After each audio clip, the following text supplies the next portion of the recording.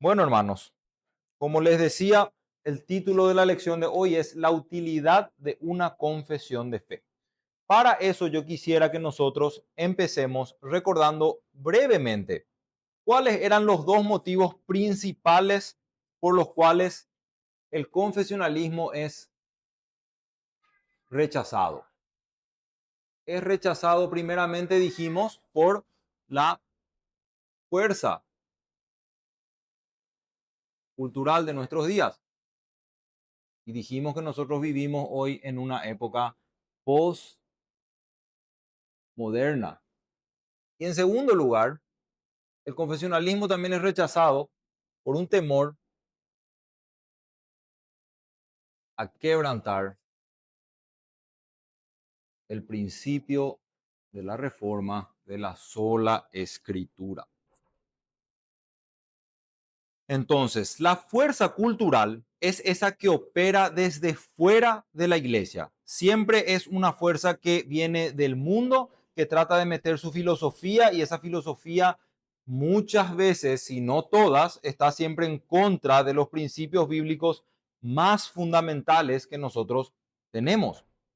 Pero también hay una fuerza que se mueve dentro de la iglesia o viene de dentro mismo de la iglesia y que muchas veces es sostenida inclusive por hermanos fieles en la fe, verdaderos creyentes que sencillamente rechazan el confesionalismo por este miedo, por un temor a quebrantar el principio de la sola escritura, un miedo a utilizar escritos de hombres y que eso lleve finalmente a un detrimento en la autoridad de la escritura dentro de la iglesia.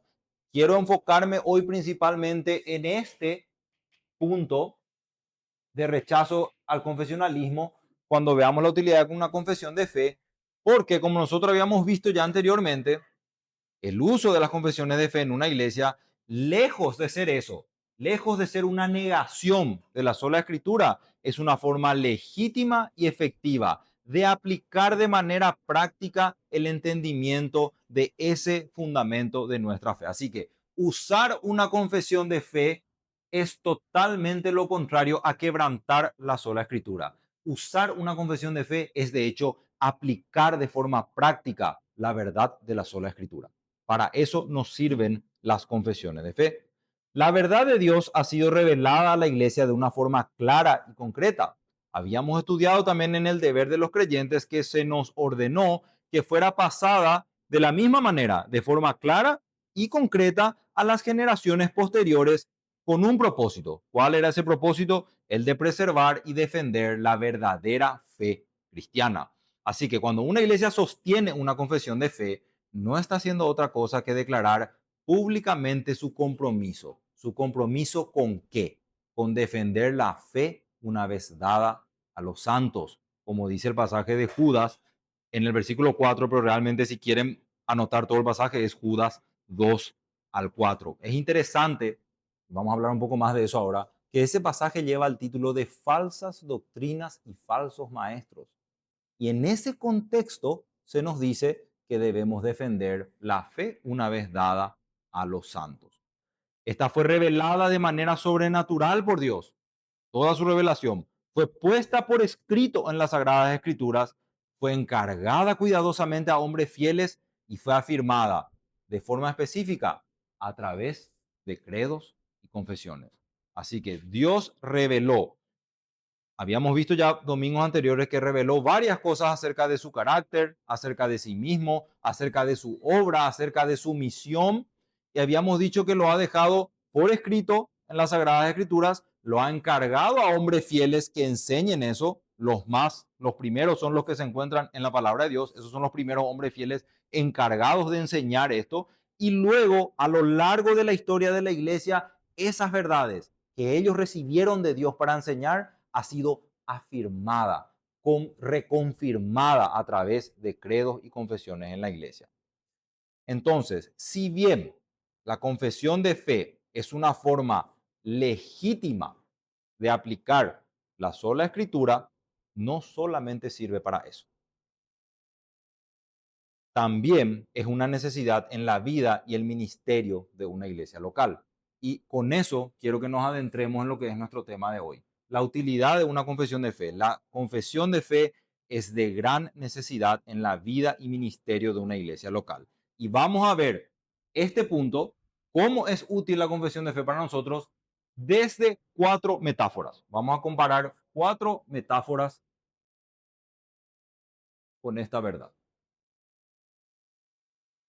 Vamos a mirarlo primeramente como una muralla de protección.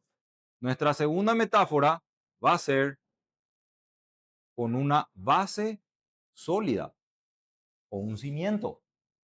Nuestra tercera metáfora es una vara de medir. Y la última es una senda segura, o podemos llamarlo también un camino seguro. Entonces, quiero que hablemos hoy de cómo la confesión de fe es útil en la vida de manera práctica de una iglesia local a la luz de estas cuatro metáforas. Empecemos con la primera, una muralla de protección. ¿Contra qué? Contra falsas doctrinas. Desde tiempos muy antiguos, las murallas fueron usadas como una forma de protección en contra de los ataques o invasiones. Las ciudades y los castillos eran objetos de continuas acechanzas por parte de sus enemigos. Por esa razón, la mejor forma de protegerlos era construyendo muros altos y anchos que pudieran impedir el paso. Y ustedes sabrán, hermanos, que hasta hoy día aún quedan algunas de esas murallas que nosotros a lo mejor si googleamos, buscamos en internet, vamos a encontrarlas y vamos a ver lo imponente que eran. Eran realmente hermosas, eran imponentes y realmente uno queda maravillado cuando los ve, ¿verdad? Algunas ciudades inclusive siguen siendo conocidas principalmente por esas murallas de tan grande que eran y de tan bien que cumplieron su función. Entonces, en esta metáfora de la muralla, la iglesia es la ciudad santa que debe ser protegida y la muralla son las confesiones que la iglesia adopta, con las que se compromete y las que abraza. Principalmente los enemigos de la santa ciudad, de la iglesia, son las falsas doctrinas pregonadas por los falsos maestros y sus falsos hermanos. Y vamos a ver cómo la confesión cumple esa función de ser una muralla de protección que se levanta con firmeza contra los enemigos. Hermanos, cuando una iglesia no tiene una confesión de fe, no tiene una manera segura de protegerse contra el ingreso de sus enemigos. Y vamos a mirarlo esto a la luz de las Escrituras, porque el Nuevo Testamento nos advierte constantemente de esa amenaza, de que la iglesia de Cristo tendrá que enfrentarse contra falsos maestros y falsas doctrinas. Acompáñenme por favor a Hechos capítulo 20. Vamos a empezar con ese pasaje. En Hechos capítulo 20, quisiera que alguien me pueda ayudar leyendo desde los versículos 29 al 32. 20, 20, 29, sí, 29 al 32. Dale. Porque yo sé que después de mi partida entrarán en medio de vosotros lobos rapaces que no perdonarán el rebaño. De vosotros mismos se levantarán hombres que hablen cosas perversas para arrastrar tras sí a los discípulos. Por tanto, velad, acordándoos que por 3 años, de noche y de día, no he cesado de amonestar con lágrimas a cada uno. Y ahora, hermanos, os encomiendo a Dios y a la palabra de su gracia, que tiene poder para sobreedificaros y daros herencia con todos los santificados. Perfecto. Entonces, nosotros, ¿qué es lo primero que vemos acá? Vemos una advertencia del apóstol a la iglesia en Éfeso. Una advertencia sobre un peligro que se avecina después de su partida. Él dice así, arranca, porque yo sé que después de mi partida entrarán en medio de vosotros lobos rapaces que no perdonarán el rebaño. La exhortación que él les hace es a que no dejen de estar en constante precaución y vigilancia. Lean de vuelta el versículo 31. Dice, por tanto, velad. Velad es la palabra clave, acordándoos que por 3 años de noche y de día no he cesado de amonestar con lágrimas a cada uno de ustedes. La palabra velad tiene el sentido de estar en constante precaución y vigilancia. Y se les también hace saber que su esperanza descansa en que ellos están en las manos del Señor y en que tenían la palabra segura de su gracia. Versículo 32 dice, y ahora hermanos os encomiendo a Dios y a la palabra de su gracia, dice, ¿verdad?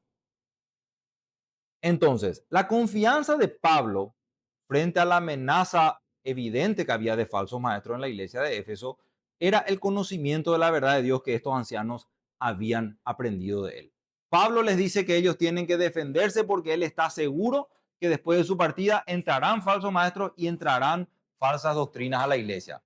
Pablo ya no va a estar en esa iglesia para ser el que se levante a pelear contra los falsos maestros. La esperanza de Pablo no es yo voy a estar ahí para defenderles, yo voy a estar ahí para cuidarles. ¿Cuál es la esperanza de Pablo? La palabra que él les había enseñado. La enseñanza que él dice, día y noche no me cansé de enseñarles esa palabra. Entonces, ¿cuál es la defensa frente a los falsos maestros a la luz de este pasaje que una iglesia local tiene? En esencia es toda la doctrina de Dios, ¿verdad? Toda la verdad que está en su palabra es la defensa que nosotros, la mejor defensa que una iglesia local tiene. Pero ¿cómo puede una iglesia saber con claridad cuál es esa doctrina?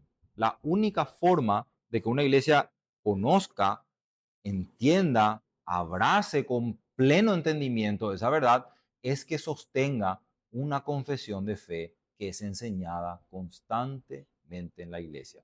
De eso sirven las confesiones de fe, porque no nos olvidemos la definición más básica de una confesión de fe.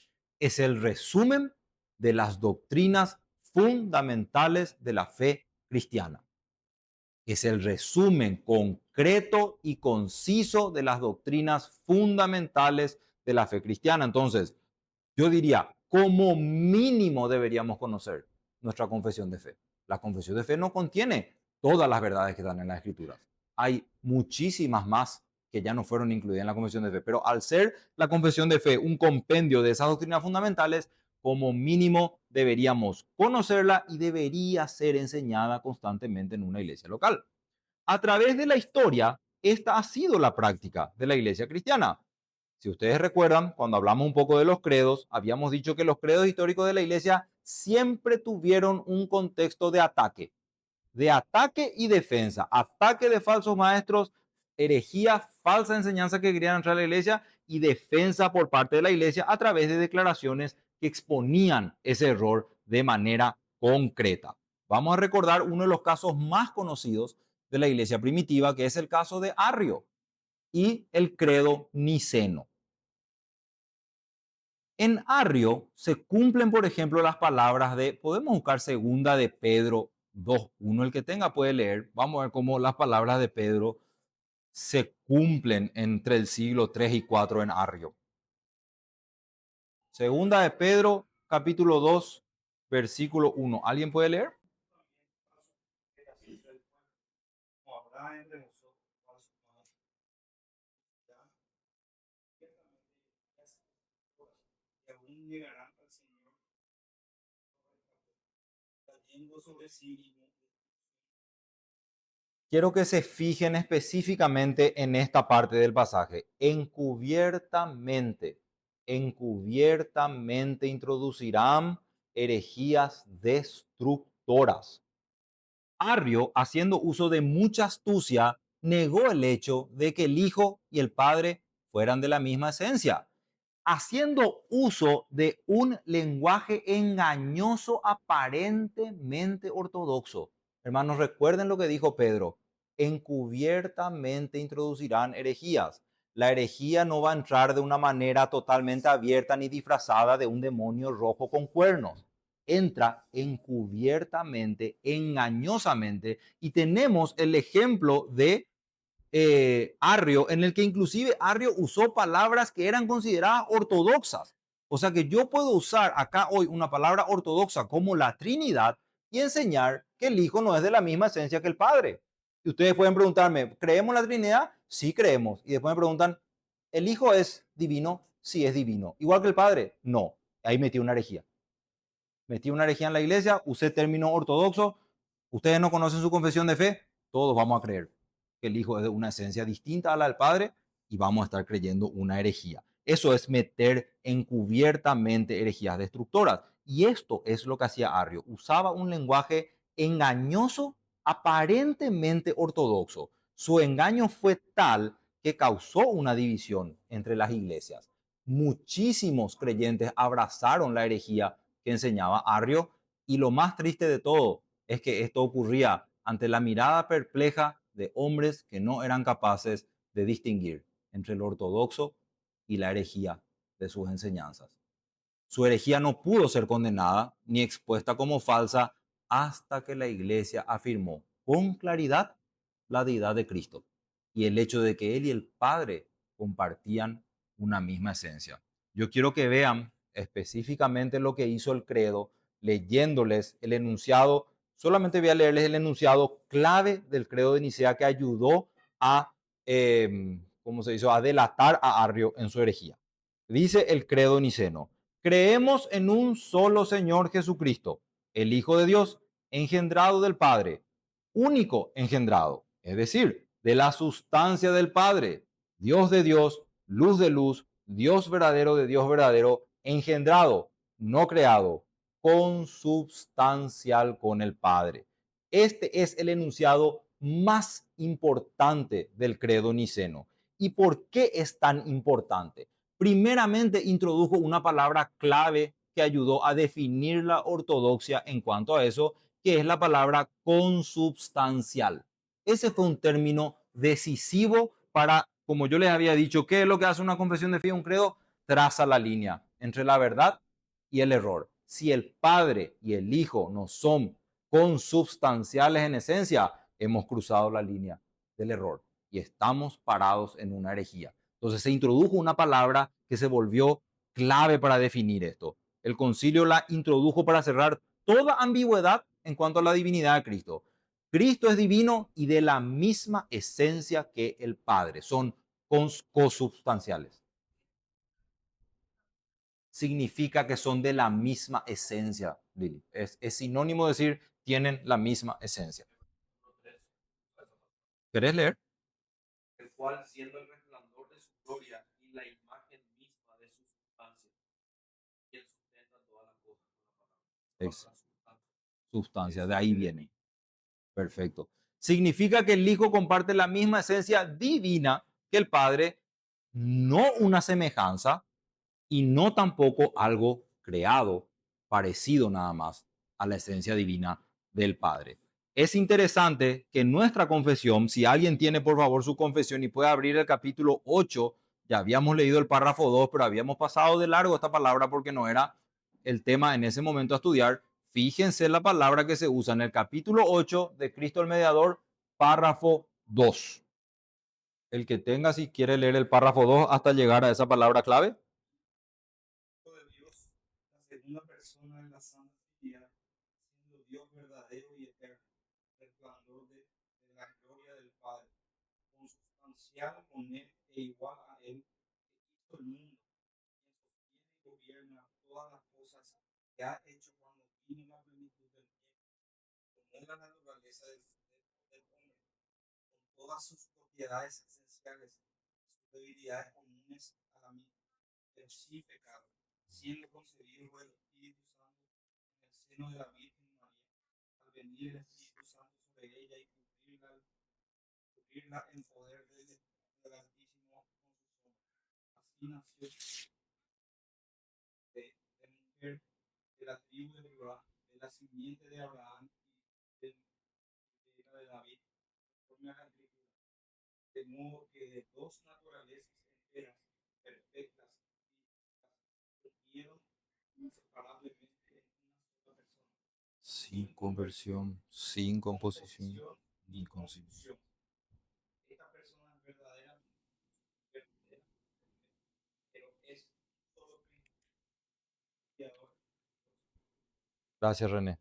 Entonces se dan cuenta cómo en nuestra confesión en el párrafo 2 se usa el Hijo de Dios, la segunda persona de la Trinidad, siendo Dios verdadero y eterno, el resplandor de la gloria del Padre. Y aquí está la palabra clave ortodoxa extraída del credo niceno, consustancial con él e igual a él. Y más adelante, de vuelta hacia el final del párrafo, vemos que se hace otra vez un hincapié en que la persona de Jesucristo es verdaderamente Dios y verdaderamente hombre. Entonces, con el credo niceno tenemos un excelente ejemplo de cómo la iglesia pudo defenderse de una herejía como la que Arrio quería introducir, de que realmente Cristo era la creación más excelente de Dios, la primera creación y el primer ser perfecto que Dios creó.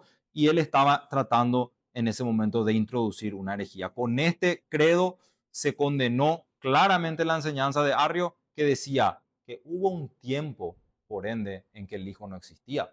Se dan cuenta que creer en estas cosas tiene a veces un montón de implicancias que nosotros ni siquiera dimensionamos. Creer en esto significa que hubo un tiempo en que el Hijo no existía, y de hecho explícitamente Arrio decía, es correcto, no existía el Hijo en un tiempo, y eso nosotros entendemos hoy que no es así, no es lo que enseñan las Escrituras. Entonces, cuando se levantó esa muralla, ¿qué pasó? El error fue expuesto y la ciudad santa, la iglesia, fue de vuelta llevada a una seguridad, porque esta persona había entrado en la iglesia y estaba enseñando estas cosas. Entonces, yo quisiera, ahora que aclaramos la metáfora y cómo la metáfora se aplica a la iglesia, pensar un poco en que si bien nosotros hoy ya no vivimos en una época en la que posiblemente se levante un Pelagio, no creo que surja de vuelta un Arrio a quien se le llegue a creer, no creo que aparezca de vuelta un Nestorio. Esa clase de herejías posiblemente no vuelvan a resurgir. Sin embargo, no por eso estas enseñanzas o los credos y las convenciones dejan de tener utilidad para nosotros hoy, en el siglo XXI. Porque, hermanos, ¿acaso no vivimos nosotros también en una época en la que la doctrina de la creación en 6 días literales es constantemente atacada por la fuerza cultural, en este caso, el evolucionismo tratando de hacer como una especie de conexión con el relato de la creación y poder negar la creación en los 6 días? ¿Acaso no vivimos en una época postmoderna en la que el concepto del matrimonio y de las familias es totalmente desvirtuado? Constantemente la cultura está atacando contra ese cimiento del matrimonio y la familia. O si pensamos un poco en nuestro contexto de iglesias locales, ¿acaso no hay cada vez un movimiento más fuerte en contra de apartar un día del Señor en la semana? Son cosas que nosotros estamos viviendo hoy en el siglo XXI. Ya no es Pelagio, ya no es Arrio seguramente, pero sigue siendo atacada la iglesia y siguen siendo atacados los fundamentos. ¿Por qué digo que siguen atacando los fundamentos con estos ejemplos? Porque nuestra confesión tiene un capítulo sobre la creación, que defiende la creación en 6 días literales, y el capítulo 4. También tenemos un capítulo sobre la adoración y el día de reposo, que es el capítulo 22 de la confesión, y tenemos un capítulo sobre el matrimonio. Entonces, tenemos un documento que, por más que sea del año 1600 y esté trayendo verdades del siglo III, así de antiguas, se dan cuenta cómo sigue siendo relevante hoy en día.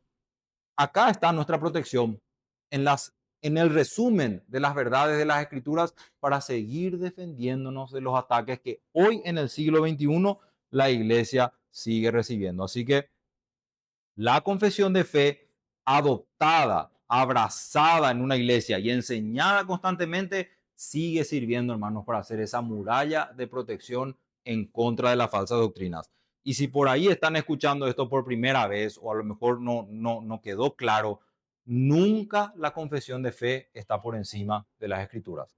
La confesión de fe es una norma normada por la Escritura. La Escritura es nuestro máximo estándar. La confesión es un resumen de las doctrinas fundamentales que están en la Escritura, y una confesión que es pública tiene la capacidad de ser escrutada, examinada a la luz de las Escrituras, para probar si ella realmente es verdadera o falsa. Así que cuando yo digo que la muralla que podemos levantar en la iglesia es la confesión de fe, no estoy poniéndola encima de las Escrituras, porque esto es un resumen de las Escrituras y asumimos y entendemos que es una enseñanza fiel, un resumen fiel de lo que enseñan las Sagradas Escrituras, y de las verdades fundamentales que hay en la Escritura.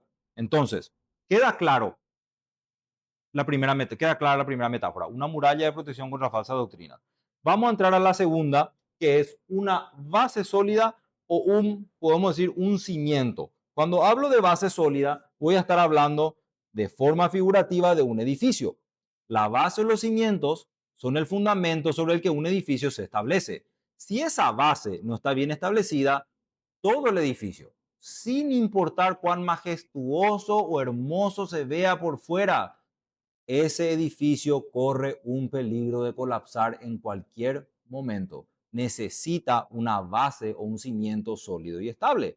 Apliquemos esta metáfora ahora a la iglesia y tenemos que hacernos la pregunta más obvia: ¿sobre qué está constituida la iglesia? ¿O cuál es la base sobre la que se debe levantar una iglesia local? Si yo fuera a hacer esta pregunta en una conferencia multidenominacional, yo recibiría todo tipo de respuestas a cuál es la base sobre la que se construye una iglesia. Muy probablemente muchos podrían decir que la iglesia se construye sobre la base del amor y la unidad entre hermanos o el amor hacia Dios. Muchos contestarían de esa manera, y si bien el amor es fundamental en la iglesia de Cristo, y es cierto que el amor es la suma de nuestros deberes para con Dios y para con nuestro prójimo, no podemos decir que el amor sea la base sobre la que se construye una iglesia local, porque vamos a ver en los pasajes bíblicos también ahora de que una iglesia debe estar construida sobre la doctrina o sobre una fe que tenemos en común. Esa es la única base sólida para levantar una iglesia. Con el hermano Carlos habíamos estudiado esta definición en los primeros estudios. Para entender apropiadamente esto, hay que recordar uno de esos conceptos básicos que enseñó Carlos en los primeros estudios, y que es la definición más básica de qué es una iglesia. Si alguien pregunta qué es una iglesia, la definición más básica de eso es que es un grupo de creyentes en Cristo Jesús que se reconocen mutuamente y que, compartiendo la misma fe, acuerdan caminar juntos en un compromiso sagrado con Dios y entre ellos. Por lo tanto, la base sobre la que los creyentes hacen ese acuerdo de caminar juntos en el compromiso, ¿cuál es? Ese es el corazón de esta definición. ¿Cuál es la base sobre la que yo me comprometo a caminar con ustedes? La doctrina, ¿verdad? La fe, una misma fe, una fe común. Cuando la unidad de la iglesia se basa en otras cosas que no sean estas, como habíamos dicho, por ejemplo, en las relaciones entre los miembros, en el amor que nos tenemos unos a otros, hermanos, es lo más natural que el pecado remanente que hay aún en todos nosotros salga a flote y haga que ese cimiento sea sumamente débil. Yo puedo herirle a ustedes en cualquier momento, ustedes pueden herirme a mí, yo puedo defraudarles, ustedes pueden defraudarme, y si ese era mi único cimiento para estar acá, yo cierro mi mochila y me voy a buscar otra iglesia. Ese no es un cimiento seguro. Ese no es el cimiento sobre el cual ninguna iglesia debería construirse. Pero si la razón por la cual yo estoy en la iglesia es porque creo que la verdad que predicamos es realmente la verdad de Dios, el día que me ofendas o que yo te ofenda, vamos a entender ambos la responsabilidad que nosotros hemos acordado en esa relación, y que la verdad de Dios que predicamos es mucho más importante que nuestras diferencias personales, porque esa es la verdad de Dios que nos une y que hemos puesto como cimiento de la iglesia, y va a ser más fácil el proceso a lo mejor de sanar esas cosas, porque sabemos que hay una verdad mucho más importante que el decir no te aguanto, ¿verdad? En pocas palabras. Realmente es sumamente importante que esa base esté sentada. La doctrina debe ser la base y el cimiento de una iglesia local, y esa es la razón por la que una confesión de fe de vuelta es un asunto fundamental en una iglesia. Esta es una de las utilidades más importantes de una confesión en una iglesia. Esa confesión tiene el resumen conciso y concreto de las verdades de Dios que todos debemos creer y defender en una iglesia local. Sobre ese cimiento comenzamos nosotros a construir la iglesia. Y algo que yo realmente estudiando, nomás como que parece que me di cuenta de esto, es que hay una implicancia atrás de esta verdad. Y realmente es que no es posible constituir una membresía en una iglesia si no tenemos claro cuál es el acuerdo doctrinal entre nosotros. Hermanos, reflexionen sobre la definición más básica de una iglesia. Acordamos caminar juntos y nos comprometemos a continuar juntos. ¿En base a qué? En base a una fe común. Y si no sabemos qué es esa fe común que tenemos, ¿en base a qué estamos haciendo un compromiso? En base a algo que no sabemos y después vamos a entender y vamos a decir a lo mejor, pero yo no creía eso. Yo no quería creer eso. Sería un grave error constituir una iglesia local o una membresía ya de una iglesia local sin tener ese conocimiento. El fundamento mismo sobre el que es levantada una iglesia local, hermanos, es ese acuerdo doctrinal. Y acuerdo doctrinal puede ser tranquilamente sinónimo de confesión de fe, porque ahí están nuestras doctrinas fundamentales. Esa confesión de fe es nuestro acuerdo doctrinal. Y ese es el fundamento sobre el que vamos a levantar una iglesia local. Queda clara la segunda metáfora de la base y el cimiento sólido.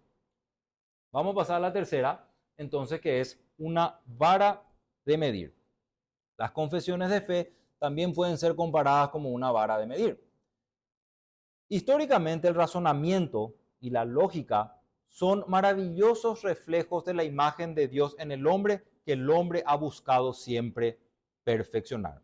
Desde el principio, el hombre ha buscado a través de la luz de la naturaleza hacer todo lo que hace de manera ordenada y lógica, ¿verdad? La mayoría de los hombres buscan hacer las cosas de manera ordenada y lógica.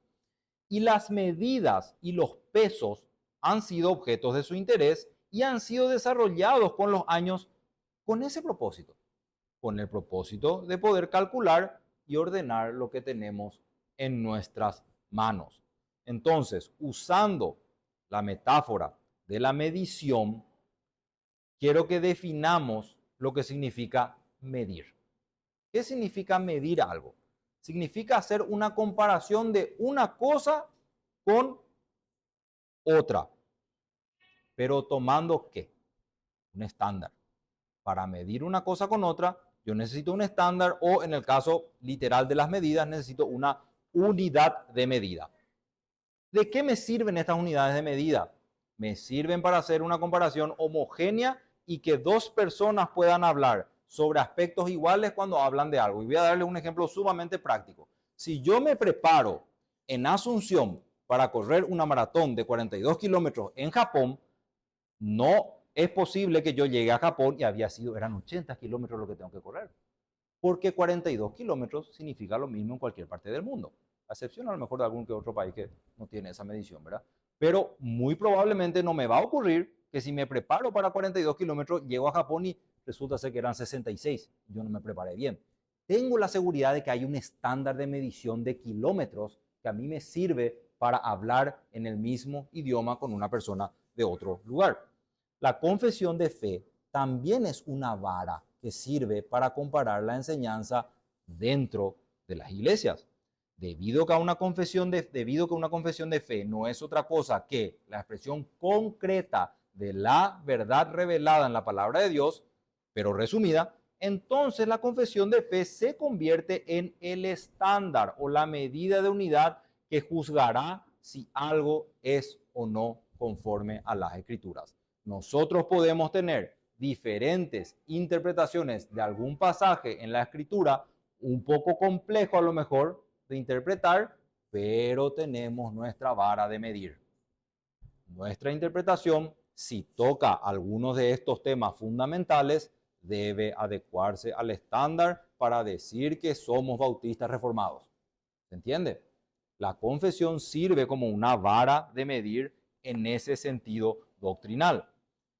Pero yo quiero darle un enfoque distinto a esta vara de medir hoy, porque uno de los errores más graves en la vida de la iglesia local es la superficialidad con la que la iglesia mide a los candidatos al ministerio y a los maestros de la palabra. ¿Pueden acompañarme a Tito, capítulo 1, versículo 9, por favor? Sí. Retenedor de la palabra fiel, tal como ha sido enseñada, para que también pueda exhortar con sana enseñanza y convencer a los que contradicen. En Tito 1:9, cuando vemos que se habla de cualidades de aquellos hombres que debían ser puestos como pastores en la iglesia, Pablo le dice a Tito que el que quiera ocupar ese ministerio debe tener un fuerte apego a la palabra fiel. Es decir, debía aferrarse o estar enteramente dedicado a la verdad de Dios que había aprendido. Luego Pablo da el propósito del porqué de esto. Dice que es para que él pueda ser capaz de exhortar con sana doctrina y refutar a los que lo contradicen. Y yo quiero que vean que acá, retenedor de la palabra fiel, tal como ha sido enseñada, tiene dos implicancias que a lo mejor nosotros no solemos considerar. En primer lugar, para ser retenedor de la palabra fiel, tuve que haber sido enseñado en esa palabra fiel. ¿Cómo voy a ser retenedor de algo que no se me enseñó o que a lo mejor no se me enseñó de manera clara? A lo mejor se me enseñó con una total ambigüedad o que yo puedo interpretar lo que yo quiero y va a ser difícil que sea retenedor porque voy a enseñar a lo mejor cada vez que enseño algo distinto. Difícilmente sea retenedor de algo si no se me enseñó primero. Pero en segundo lugar, esa enseñanza debió de haber sido concreta y definida. Para que Pablo le dé tal instrucción a Tito, de retenedor de la palabra fiel, tal como ha sido enseñada, quiere decir que Pablo no consideró esa enseñanza como subjetiva, tal como ha sido enseñada. Yo te enseñé de la única manera que se puede transmitir, Tito. No podés vos hacer tu interpretación de esa verdad. Yo te lo dejé de manera clara, concreta, y así es como debe ser transmitida.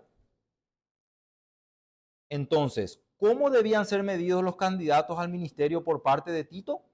Usando esa metáfora, usando una vara de medir concreta, la enseñanza que habían recibido en aquel entonces, que en muchos pasajes de la Escritura es conocida como, o es mencionada como sanas palabras, que es sinónimo de la sana doctrina. Esa misma observación se puede hacer con respecto a los maestros de una iglesia. Pablo, por ejemplo, le dice a Timoteo, si alguno enseña una doctrina diferente y no se conforma a las sanas palabras, las de nuestro Señor Jesucristo, y a la doctrina que es conforme a la piedad, está envanecido, dice, y nada entiende. Eso está en 1 Timoteo 6, versículos 3 y 4, y la expresión de Pablo de no se conforma a las sanas palabras tiene de fondo la idea de esta metáfora. Hay una vara de medir y hay que conformarse a esa vara de medir, que son, en palabras de Pablo, las sanas palabras. El estándar eran las palabras de nuestro Señor Jesucristo y la doctrina que es conforme a la piedad para ellos. Entonces, de vuelta, quiero hacer hincapié en esto. El estándar es algo concreto, concreto que tiene la capacidad de medir y juzgar si algo se adapta o no a la medida. Y hermanos, cuando entendemos este concepto y nosotros sabemos todas las cosas que tristemente hemos visto que ocurren en muchas de las iglesias alrededor del mundo, pensamos de cuántas cosas hubiesen sido libradas las iglesias si entendieran este principio, ¿verdad? ¿Cuántas cosas se podrían haber evitado si la iglesia hubiese tenido este principio en mente? Si se hubiese utilizado una vara de medir para todos aquellos hombres que son puestos constantemente en los púlpitos o en los lugares de enseñanza, ¿verdad? Seguramente más de una vez hubiéramos podido notar que hay o hemos escuchado casos, inclusive de pastores sumamente conocidos alrededor del mundo, sobre quienes tristemente se cumple el pasaje de Daniel 5, versículo 17, que dice, han sido pesados en la balanza y han sido hallados falto de peso. No se usó la vara de medir que debía usarse para ordenar a ese hombre al ministerio o para ponerlo como encargado de la enseñanza, y tenemos las historias que tenemos. Así que toda iglesia local necesita tener una vara de medir que pueda comparar a los maestros de la palabra y a los candidatos al ministerio con qué? con el estándar de la palabra de Dios. ¿Cuál es nuestra regla que hace esa conexión entre cómo yo veo a este hombre y cuál es el estándar de la palabra de Dios? Es la confesión de fe, hermanos.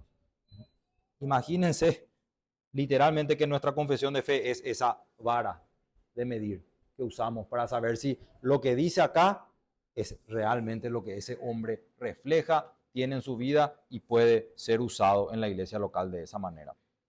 Los maestros y la palabra de los candidatos al ministerio deben ser comparados con el estándar de la palabra de Dios, presentado de una manera concisa, concreta, en una confesión de fe. ¿Queda claro este concepto detrás de la tercera metáfora? Tenemos entonces la confesión como una muralla de protección contra falsas doctrinas. La confesión se levanta como esa muralla de protección. Tenemos que la confesión sirve también como una base o cimiento sólido para que ese edificio nuestro no termine colapsando en algún momento. Es el fundamento, las enseñanzas de la palabra de Dios resumidas de manera concreta en una confesión nos ayudan a poner un cimiento sólido para una iglesia local. Y como toda iglesia, luego de constituirse en membresía, necesita ordenar oficiales, buscar oficiales, tiene también en la confesión de fe una vara para medir a esos oficiales. De hecho, no es parte del estudio, pero esa misma vara puede ser aplicada luego para disciplinar, para excomulgar. Entonces, hay realmente estas son solo 4 metáforas y utilidades, pero hay muchas más que podríamos nosotros desarrollar. Entonces, teniendo todo eso en cuenta, vamos a entrar a la última metáfora, que es una senda segura, o puede ser también sinónimo de un camino seguro. ¿Y a qué nos lleva la senda segura? A un sentido de continuidad histórica, hermanos. Utilizar confesiones de fe en una iglesia local nos permite caminar sobre una senda segura que nos da ese sentido de continuidad histórica. Y cuando nosotros hablamos de este tipo de metáforas, como senda, camino, continuidad histórica, el concepto detrás de la metáfora es uno del que venimos hablando ya hace varios domingos. ¿Quién se imagina cuál puede ser? Cuando hablamos de continuidad histórica, ¿de qué hablamos? Hablamos de tradición. Hablamos de vuelta de la tradición. Y tristemente nosotros ya hemos visto que este término es muy resistido mayormente por los evangélicos porque evoca ese recuerdo que traemos de la Iglesia Católica y de todo lo que la reforma implicó, pero lo que nosotros tenemos que entender es que la tradición en sí misma no es el problema. El problema realmente es dónde nosotros ubicamos la tradición en la iglesia. ¿Qué lugar le damos a la tradición en la iglesia? Y dependiendo de qué lugar le demos en la iglesia, esa tradición ya habíamos estudiado que se convierte en tradición escritural o buena y en tradición no escritural, que es mala tradición. Entonces, la tradición cumple un papel fundamental en darnos ese sentido de continuidad. La confesión, las confesiones de fe ortodoxas nos permiten tener un camino seguro por el cual, mientras nosotros caminemos en línea con esas doctrinas, estaremos seguros que nuestra iglesia local tiene una continuidad histórica con la iglesia.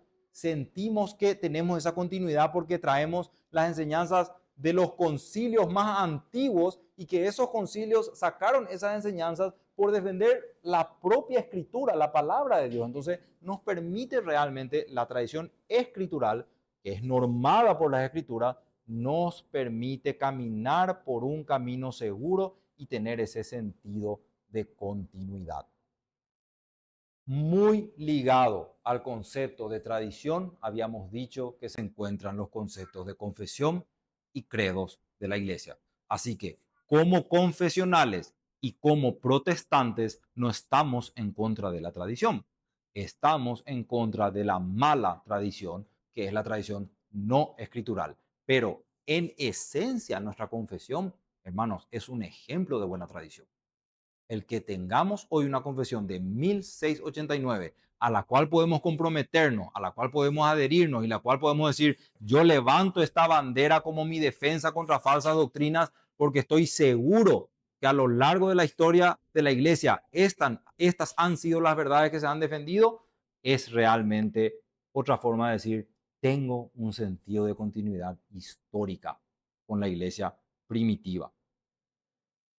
Habíamos definido también la tradición y eh, en el formato de credos y confesiones como el depósito de mayor concentración de la tradición de la iglesia cristiana. Así que, ¿cómo se relaciona la definición de tradición y confesiones y credos? Bueno, las confesiones y los credos son el depósito de mayor tradición de la iglesia cristiana. Una confesión de fe nos recuerda que la verdad no es nueva y que si llega a surgir algo nuevo que quiera innovar en cuanto a estas cosas, es sumamente peligroso porque a lo largo de la historia nadie, nadie que sea serio o considerado ortodoxo ha querido cambiar estas verdades. La promesa de Cristo de que siempre estaría con su iglesia se cumplió desde el principio. Por ende, menospreciar la historia o la buena tradición, la tradición bíblica, muchas veces, hermanos, está impulsado por un sentido de arrogancia. Puede estar impulsado también por una autosuficiencia pecaminosa. Por causa de estos pecados, muchas veces rechazamos la historia de la iglesia, rechazamos una tradición que es bíblica y que los hombres fieles de la palabra de Dios más antiguos han abrazado y nos han dejado ese ejemplo. Lo antiguo, recuerden, lo antiguo no es bueno y verdadero solo por ser antiguo. Hay herejías más antiguas que los credos y las confesiones. No por ser antigua esa herejía es verdad, es falsa, pero lo antiguo es verdadero solamente cuando es aprobado por el cuidadoso análisis de las escrituras. Cuando es probado por la escritura y vemos que se conforma al estándar de la escritura, eso antiguo es bueno. Y como confesionales nosotros abrazamos el valor del pasado en ese sentido.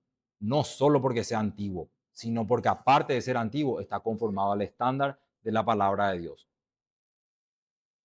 Entonces, lo que debemos recordar al mirar esta última metáfora, que es una senda segura, es que somos herederos de un legado muy valioso, sostenido por hombres que amaban a Dios y su palabra, y nosotros somos llamados a hacer lo mismo hoy. Con eso quiero cerrar lo que es las 4 metáforas para entender un poquito más cuál es la utilidad de una confesión de fe, cuál es el lugar que deberíamos darle a la confesión de fe en nuestra futura iglesia local. Y creo que tenemos 5 minutos por si hay alguna pregunta o algún comentario que alguien quiera hacer.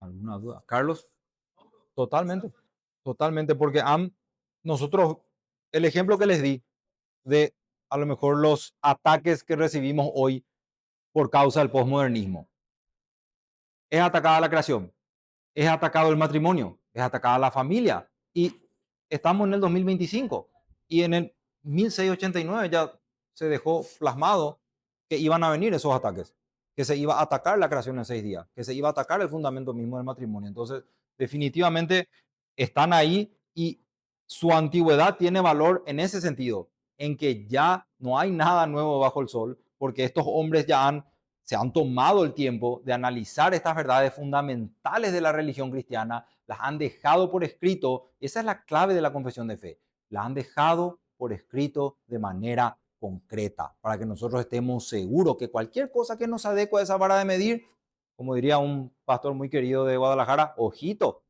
ojito cuando no se adecua a esa vara de medir. Edu.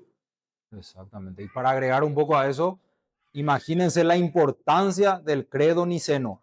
Fue tan importante que hoy con seguridad podemos decir que eso es una herejía y que esa es una secta.